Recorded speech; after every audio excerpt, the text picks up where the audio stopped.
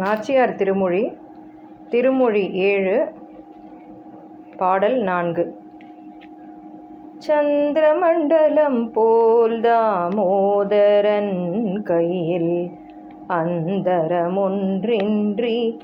ஏறியவன் செவியில் மந்திரம் கொள்வாயே போலும் வலம் பூரியே இந்திரனும் உன்னோடு செல்வத்து கேளானே.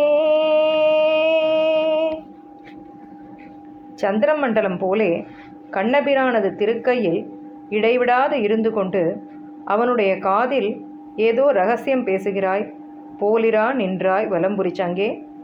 செல்வத்தில் மிக்கவனாக புகழ்பெற்ற இந்திரனும் ஐஸ்வர்ய விஷயத்தில் உனக்கு இணையாக மாட்டான். ஸ்ரீ ஆண்டாள் திருவடிகளே சரணம். Like the entire moon, you resided on the divine hands of Sri Krishna, continuously staying and appeared as if you are telling him some secret in his ears. O Valampuri Kanch, even Lord Indra, who is known to have abundant wealth, cannot be equal to you in matters of prosperity and wealth. Sri Andal Tiruvadigalai Charanam.